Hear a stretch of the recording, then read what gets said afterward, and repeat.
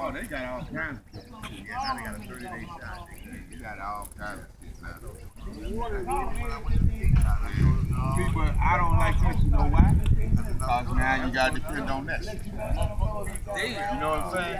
So you just counteracting one with another one. But instead, they got to depend. I don't want to depend on nothing. That's why I don't take that. That's how I am. I don't want to take nothing. That's why I don't do it. Like, you know what? You already got their boat dumping shit. They got in trouble. But the white guys don't want to help you. You know, they can say, that's like that. Yeah, that's right. They want to fish. They ain't come out there to throw like that.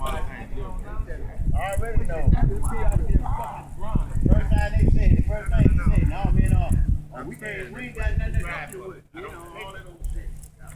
I got him at home. My white guy, he cut the damn line. I told him, I said, man, pull the anchor up, put it on your boat, like I said, then cut the line.